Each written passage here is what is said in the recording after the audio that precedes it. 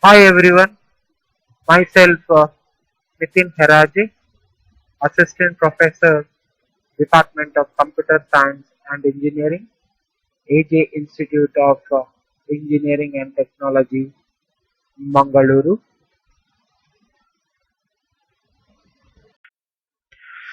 In this video, I am going to discuss about 3D geometric transformations.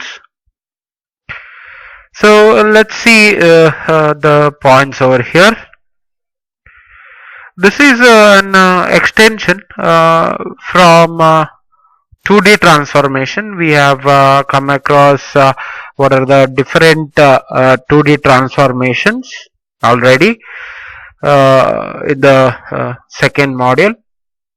So in this third module, we will look what are the 3D geometric transformations. So here when it is 3D, so one more coordinate will be introduced, that is this Z coordinate. So this is one additional coordinate when we come for 3D. If it is 2D, we have only X and Y coordinates. Here we also have Z coordinates. Okay. Translation and scaling are similar to two-dimensional, include the three Cartesian coordinates. So translation means it is a change of position from one location to another location, where scaling is a change in the size. Okay, change in the size is scaling. So we'll see the representation. The representation here we have four element common column vector for homogeneous coordinates. So that is the geometric transformation described by 4 cos 4 matrix. So here for the 3D object in the geometric transformation, we have totally 4 cross 4 matrices, that is 4 rows and 4 columns in the matrices.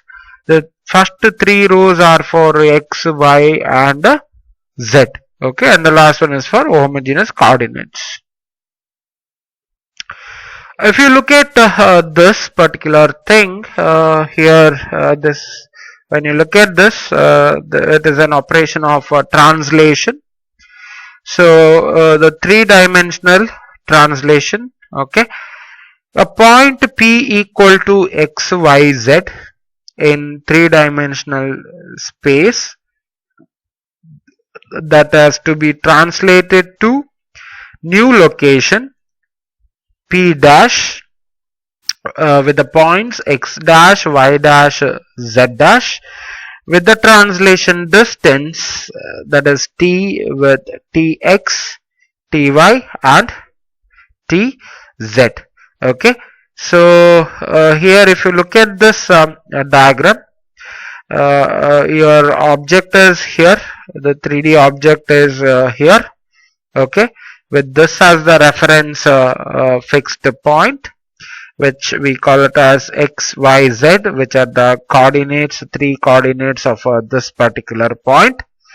So we are translating this object to a newer position, that is this position, which we call it as a P dash, with the x dash, y dash and z dash are the 3 coordinates of the new position over here.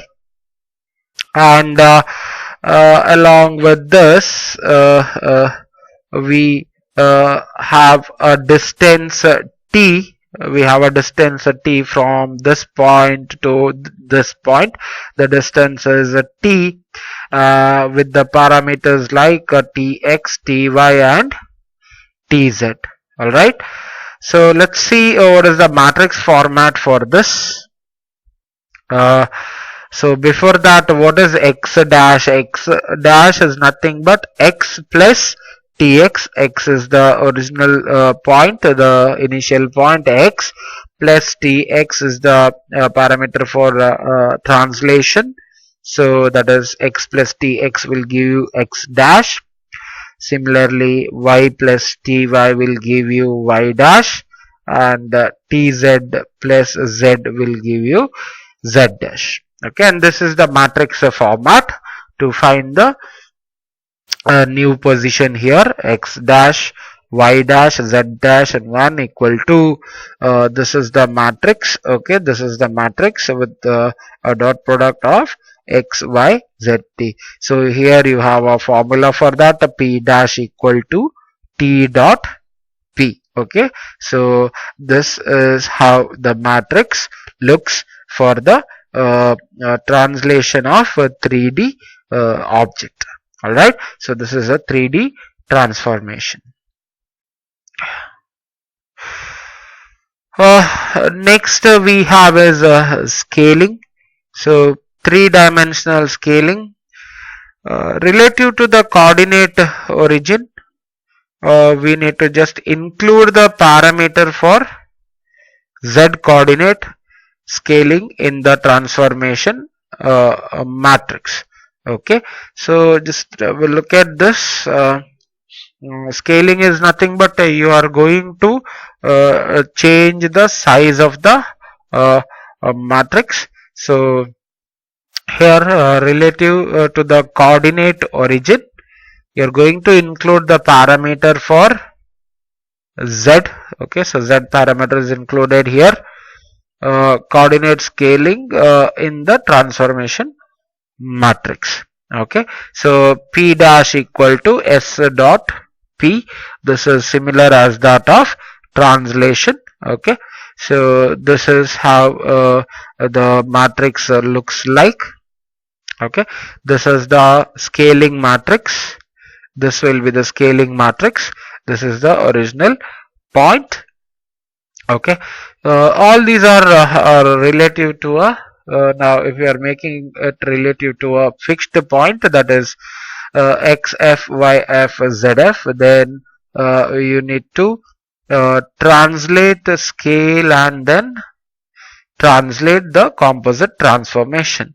That is, you have to translate first, translate the object to the origin, then you need to scale the object with respect to origin, and then you have to again perform a translate operation which we normally call it as negative translation. So translate, scale, and negative translate, and the composition of this is here you can find it.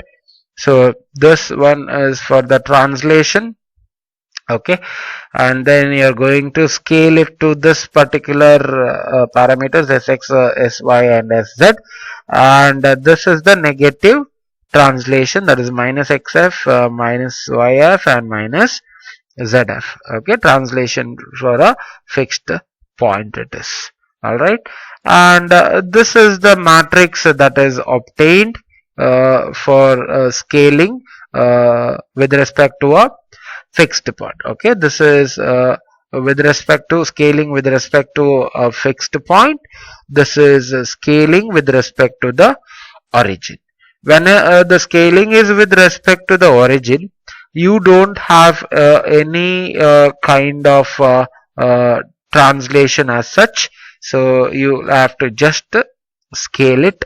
So when the scaling is with respect to a fixed point, then you need a translation from the fixed point to the origin, and where you perform scaling, and from there again you have to have a negative translation back to the fixed point. Okay, and this is the matrix for scaling with respect to a fixed point. This is the matrix for scaling with respect to a origin.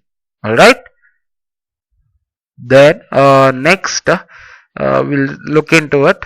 See, if you look at this diagram, this is the original position of the object. This is the point which is a fixed point. Okay, so your object is here. So when it is a fixed point, what has to be done? This object has to be brought to the origin. So here that is done by translate. Okay, so with the translation you are going to get the uh, uh, object to the origin. So this particular point of the object is got to the origin here. Okay, so same thing you can find it here. So this is xf, yf, zf fixed point, and this is the origin here. So after getting to the origin, the next step is you are going to scale the object. So the scaling of object is completed at this particular figure, and then what you have to do is this point has to be moved back to the original position, which call it as negative translation or also inverse translation. So if you look at this this particular point which was there in the origin, that complete object is moved towards this point again, back to the original position. Okay, so this is the process of scaling with respect to a fixed point. So it is a fixed point object, you get back to get it to the translate it to the origin. From there you scale and then go back to the original position, that is the inverse translation.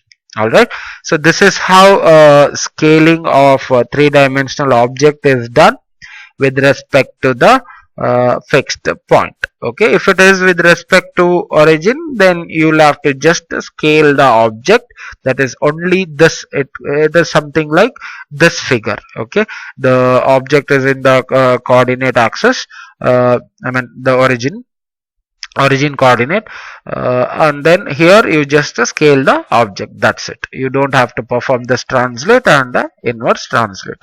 This is there only when the object is with respect to a fixed point, not at the origin. Okay, hope this is clear for you guys. Similarly, next we'll move to three-dimensional rotation. So to know that, before we should know what is rotation with respect to x-axis, y-axis, and z-axis. If you would have seen my video of rotating a triangle, I've already explained what is rotation with respect to x-axis, with y-axis, and with z-axis. Okay, so let's see, assume looking in the negative direction along the axis. So here if you look at this, you have a z-axis, y-axis, and x-axis. So assume that you are looking in the negative direction along the axis. So this is axis, so you are going to look in the negative direction, that is this blue arrow indicates that you are looking in the negative direction of z-axis. So the positive angle rotation produce counterclockwise rotations. Positive angle means, say this is now 0. So if you want a positive angles, then you have to move like this, correct? So from 0 up to 90 degree when it is here. So this direction means it is again anti-clockwise direction or counterclockwise. So this this maroon color indicates it's a counterclockwise rotation to have a positive angle rotation. Alright, so this whatever diagram you are going to look, it is a rotation with respect to z-axis here. When the rotation is with respect to z-axis, the value of z remains constant, but the value of x and the value of y will be changing. Okay, next if you look at this second diagram, here you are looking towards the negative direction of x-axis. So in the negative direction of x-axis, when you look, the rotation seems like this way. Okay, this direction, and what happens is that the value of x remains constant, whereas the value of y and z changes when an object is rotated around with respect to x-axis. Next, the last diagram, if you look at, you have a y-axis, and this is the negative direction, that is you are looking for the y-axis, and this will be the rotation direction when it is with respect to y-axis. Okay. Here what happens is, when the rotation happens with respect to y-axis, the object rotates like this. Okay. Which changes the value of z and x, but the value of y remains same. Okay, the value of y remains same, it is not touched, but the value of x and z will be changed. All right.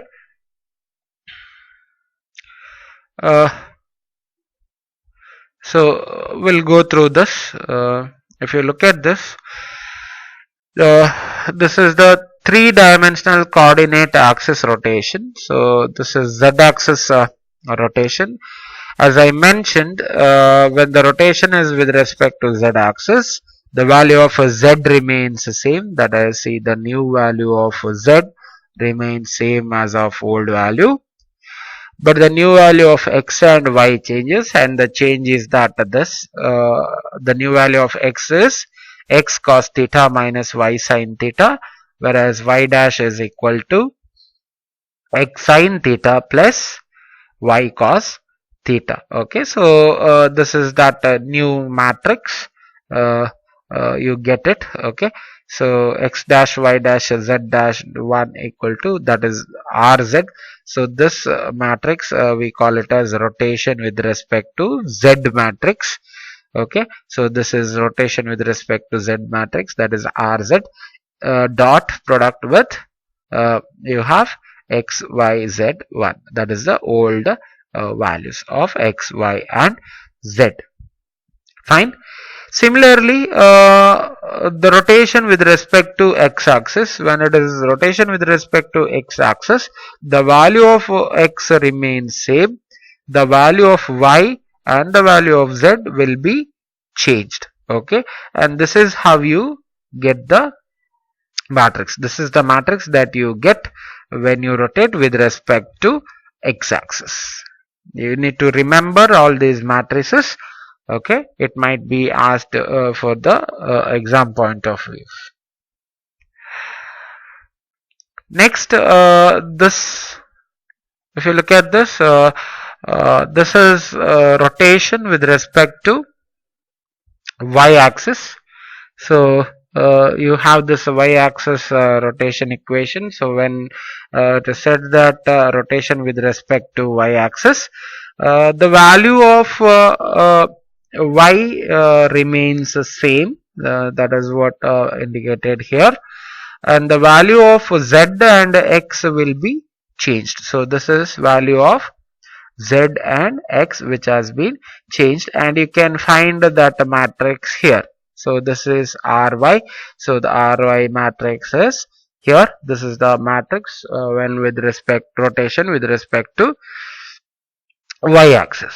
Okay, so the three-dimensional rotations, so when you come to three-dimensional rotation, you need to translate the object so that the rotation axis coincides with the parallel coordinate axis, then perform the specified rotation about that axis, and then translate object back to the original position.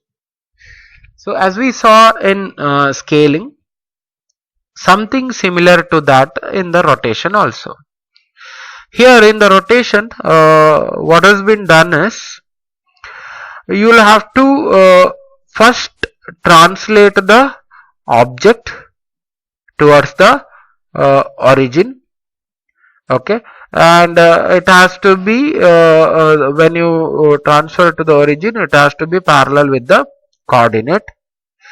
Okay, then if it is parallel with the coordinate, you need to perform the rotation. After rotation, again you need to translate back to the original position. Okay, that is we call it as a negative translation or inverse translation. So if you look at this, you get the value of p dash, that is the new value of p, where you have negative translation, then rotation, then again translation, which is a dot product with p. Okay, and here the rotation matrix is given like this. First you translate, then rotate, and then negative translation. Alright. So this is with respect to the rotation, and this is the new position of the object. Okay, here you get the new position of the object, here you get the rotation of the object. Alright, clear? So next what we have to look is uh, when an object is to be rotated about an axis that is not parallel. So previously whatever we have seen, it coincides with the parallel. Okay, it is parallel to the one of the axis. So here it is not parallel to the coordinate axis. Okay, so how rotation will take place here? Here there are two additional steps compared to the previous one. So previously we had 3 steps for rotation when it is parallel to the coordinate axis. That is, you have to translate, rotate, and negative translation. But when it is not parallel, you have 5 steps. That is, you have to translate, then you have to rotate onto the axis so that it is parallel to the coordinate axis, and after that perform the rotation operation. Then you rotate back to the original position, okay, which is not parallel to the coordinate axis, and then you have to perform the negative translation.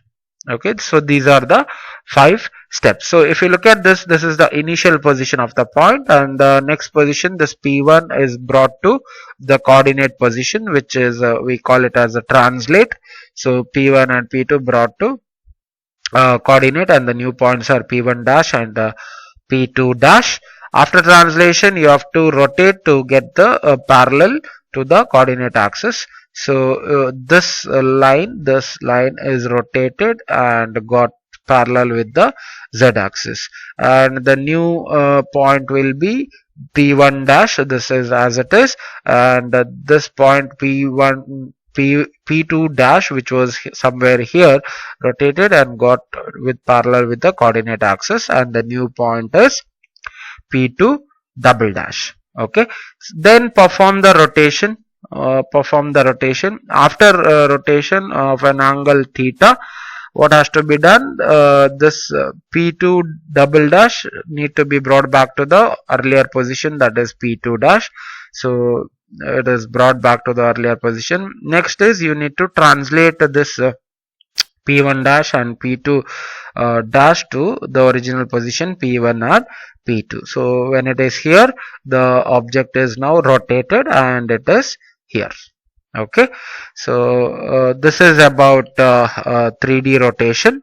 So how it happens with respect when it is parallel and when it is not parallel. So if it is parallel, you have to rotate, you have to translate, rotate, and negative translate. If it is not parallel, you have to translate, rotate so that it is parallel, then rotate the object, then again rotate to the original position, and then negative translation. Okay, so this is the matrix here. So inverse of rotation matrix is r inverse of theta, that is equal to r of minus theta, which is nothing but if it is cos minus theta, then it will be cos theta.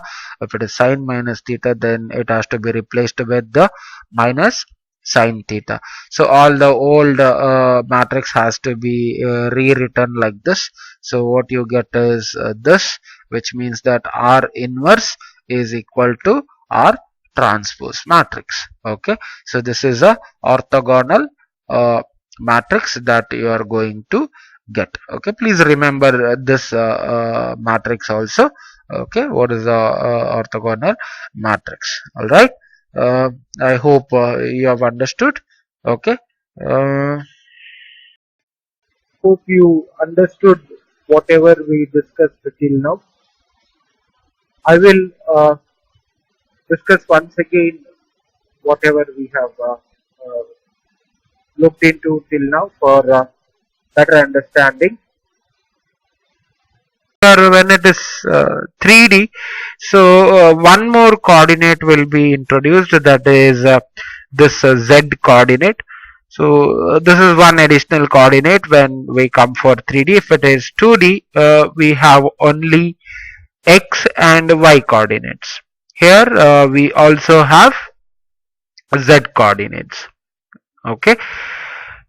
Translation and scaling are similar to two-dimensional, include the three Cartesian coordinates.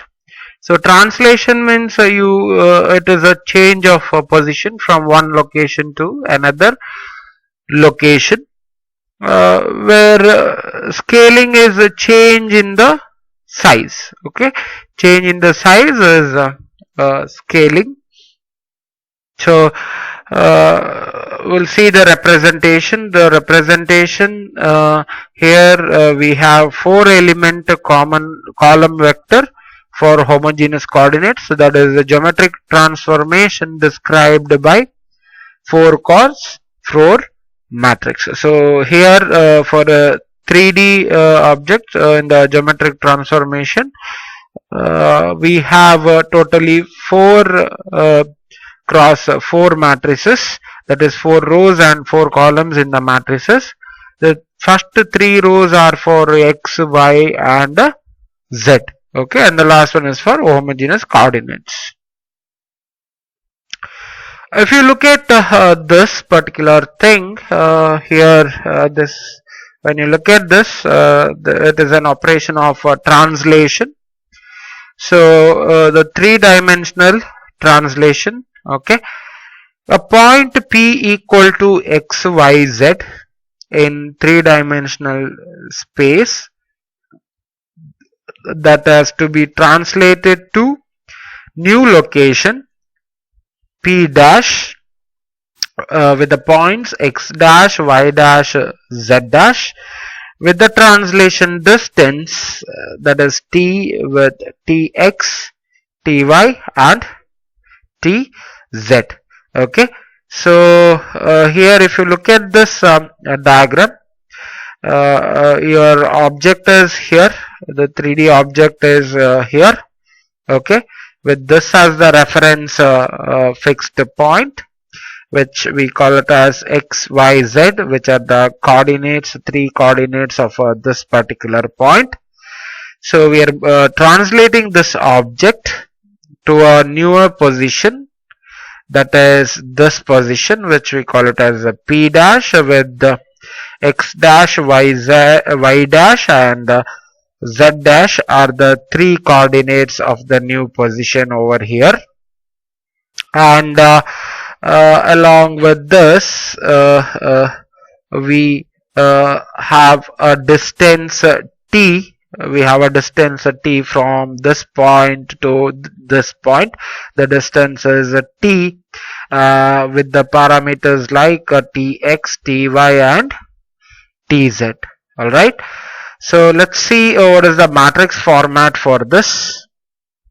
So before that, what is x dash? X dash is nothing but x plus tx. X is the original point, the initial point x, plus tx is the parameter for translation. So that is x plus tx will give you x dash. Similarly, y plus ty will give you y dash, and tz plus z will give you z dash. Okay, and this is the matrix format to find the new position here, x dash, y dash, z dash and 1 equal to this is the matrix. Okay, this is the matrix with a dot product of x, y, z, t. So here you have a formula for that, p dash equal to t dot p. Okay, so this is how the matrix looks for the translation of a 3D object. Alright, so this is a 3D transformation. Next we have is scaling. So three-dimensional scaling relative to the coordinate origin. We need to just include the parameter for z coordinate scaling in the transformation matrix. Okay, so just we'll look at this. Scaling is nothing but you are going to change the size of the matrix. So here relative to the coordinate origin, you are going to include the parameter for z. Okay, so z parameter is included here. Coordinate scaling in the transformation matrix. Okay, so p dash equal to s dot p. This is similar as that of translation. Okay, so this is how the matrix looks like. Okay, this is the scaling matrix. This will be the scaling matrix. This is the original point. Okay, all these are relative to a now if you are making it relative to a fixed point, that is xf, yf, zf, then you need to translate the scale and then translate the composite transformation. That is, you have to translate first, translate the object to the origin, then you need to scale the object with respect to origin, and then you have to again perform a translate operation which we normally call it as negative translation. So translate, scale and negative translate, and the composition of this is here you can find it. So this one is for the translation.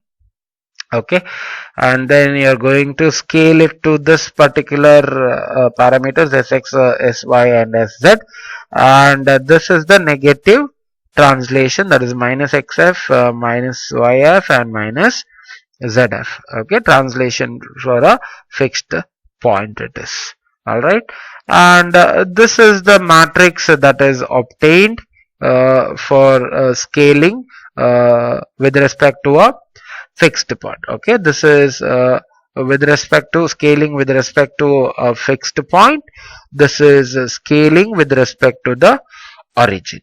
When the scaling is with respect to the origin, you don't have any kind of translation as such.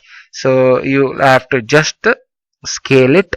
So when the scaling is with respect to a fixed point, then you need a translation from the fixed point to the origin, and where you perform scaling, and from there again you have to have a negative translation back to the fixed point. Okay, and this is the matrix for scaling with respect to a fixed point. This is the matrix for scaling with respect to a origin. Alright, then next we'll look into it. See, if you look at this diagram, this is the original position of the object. This is the point which is a fixed point. Okay, so your object is here. So when it is a fixed point, what has to be done? This object has to be brought to the origin. So here that is done by translate. Okay, so with the translation you are going to get the object to the origin. So this particular point of the object is got to the origin here. Okay, so same thing you can find it here. So this is xf, yf, zf fixed point, and this is the origin here.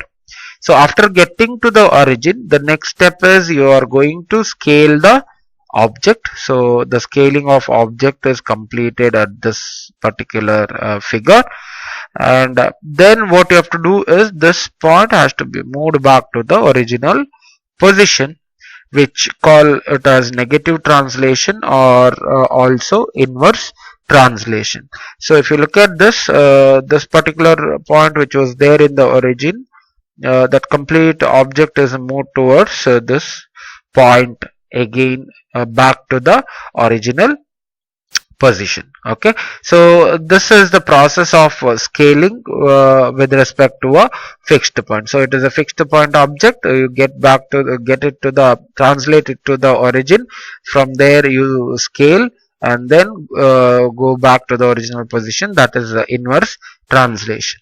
Alright, so this is how scaling of a three-dimensional object is done with respect to the fixed point. Okay, if it is with respect to origin, then you will have to just scale the object, that is only this, it is something like this figure. Okay, the object is in the coordinate axis, I mean the origin coordinate, and then here you just scale the object, that's it. You don't have to perform this translate and the inverse translate.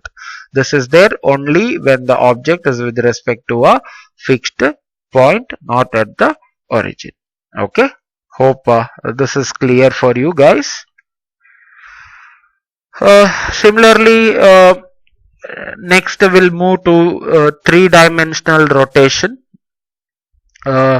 So to know that, before we should know what is rotation with respect to x-axis, y-axis and z-axis.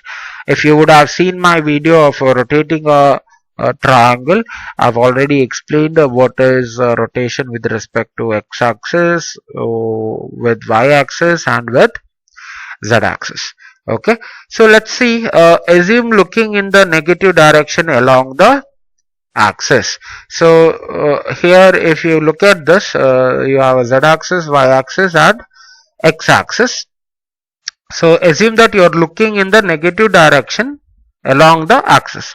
So this is axis, so you are going to look in the negative direction, that is this blue arrow indicates that you are looking in the negative direction of z-axis.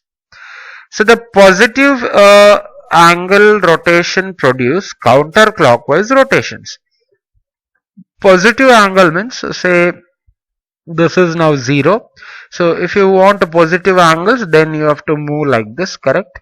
So from 0 up to 90 degree when it is here. So this direction means it is again anti-clockwise direction or counterclockwise. So this this maroon color indicates it's a counterclockwise rotation to have a positive angle rotation. All right, so this whatever diagram you are going to look, it is a rotation with respect to z-axis here. When the rotation is with respect to z-axis, the value of z remains constant, but the value of x and the value of y will be changing. Okay, next if you look at this second diagram, here you are looking towards the negative direction of x-axis. So in the negative direction of x-axis, when you look, the rotation seems like this way. Okay, this direction, and what happens is that the value of x remains constant, whereas the value of y and z changes when an object is rotated around with respect to x-axis. Next, the last diagram if you look at, you have a y-axis and this is the negative direction, that is you are looking for the y-axis, and this will be the rotation direction when it is with respect to y-axis. Okay, here what happens is when the rotation happens with respect to y-axis, the object rotates like this. Okay, which changes the value of z and x but the value of y remains same. Okay, the value of y remains same, it is not touched, but the value of x and z will be changed. All right.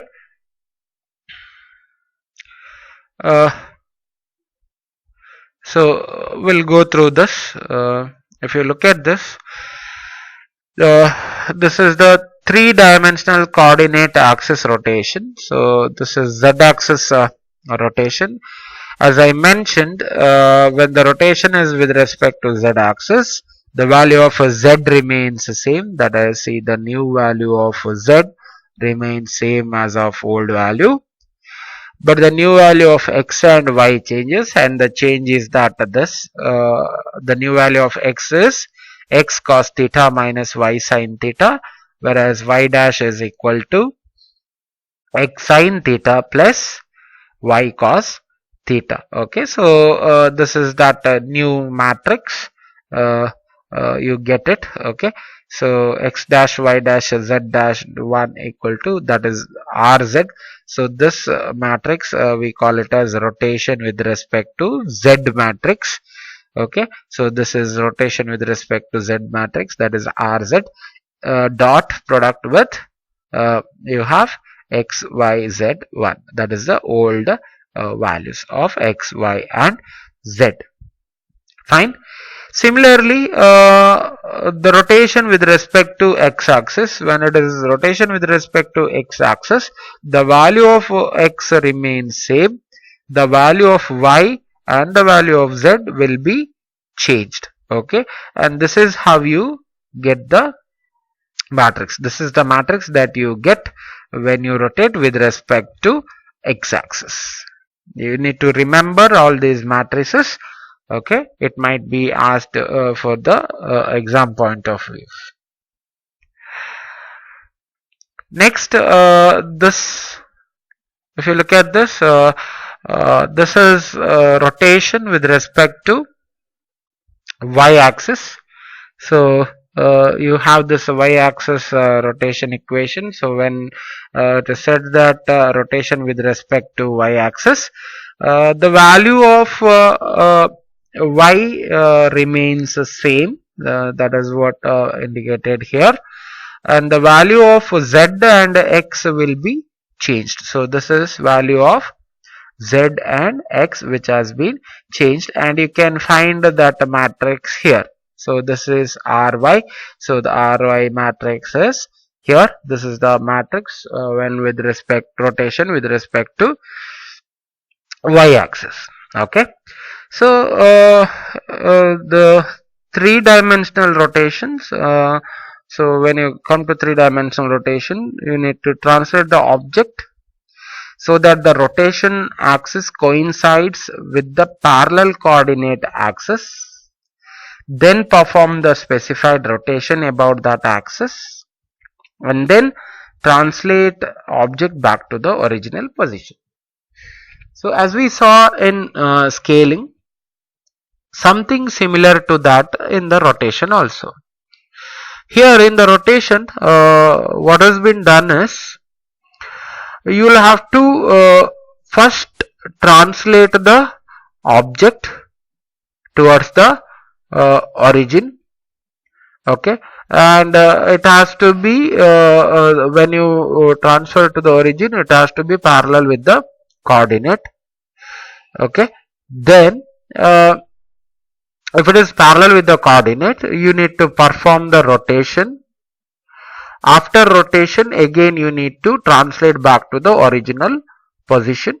Okay, that is we call it as a negative translation or inverse translation. So if you look at this, you get the value of p dash, that is the new value of p, where you have negative translation, then rotation, then again translation, which is a dot product with p. Okay, and here the rotation matrix is given like this. First you translate, then rotate, and then negative translation. Alright, So this is with respect to the rotation, and this is the new position of the object. Okay, where here you get the new position of the object, here you get the rotation of the object. All right, clear? So next what we have to look is uh, when an object is to be rotated about an axis that is not parallel. So previously whatever we have seen, it coincides with the parallel. Okay, it is parallel to the one of the axis. So here it is not parallel to the coordinate axis. Okay, so how rotation will take place here? Here there are two additional steps compared to the previous one. So previously we had three steps for rotation when it is parallel to the coordinate axis. That is, you have to translate, rotate, and negative translation. But when it is not parallel, you have 5 steps. That is, you have to translate, then you have to rotate onto the axis so that it is parallel to the coordinate axis, and after that perform the rotation operation.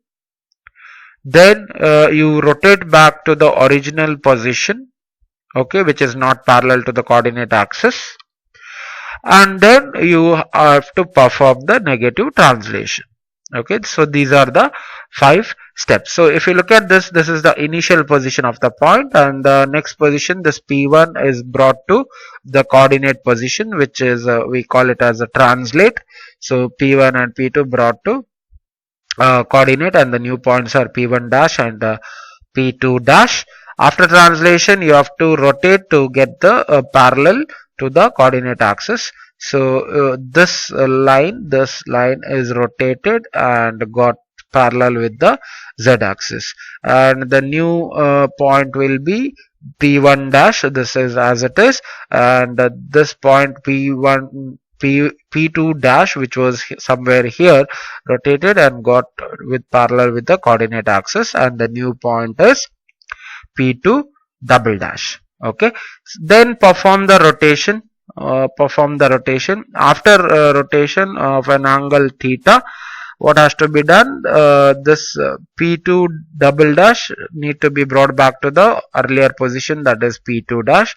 So it is brought back to the earlier position. Next is you need to translate this P1 dash and P2 dash to the original position P1 and P2. So when it is here, the object is now rotated and it is here. Okay, so this is about 3D rotation. So how it happens with respect when it is parallel and when it is not parallel. So if it is parallel, you have to rotate, you have to translate, rotate, and negative translate. If it is not parallel, you have to translate, rotate so that it is parallel, then rotate the object, then again rotate to the original position, and then negative translation. Okay, so this is the matrix here. So inverse of rotation matrix is R inverse of theta, that is equal to R of minus theta, which is nothing but if it is cos minus theta, then it will be cos theta. If it is sin minus theta, then it has to be replaced with the minus sin theta. So all the old matrix has to be rewritten like this. So what you get is this, which means that R inverse is equal to R transpose matrix. Okay, so this is a orthogonal matrix that you are going to get. Okay, please remember this matrix also. Okay, what is the orthogonal matrix? All right, I hope you have understood. Okay,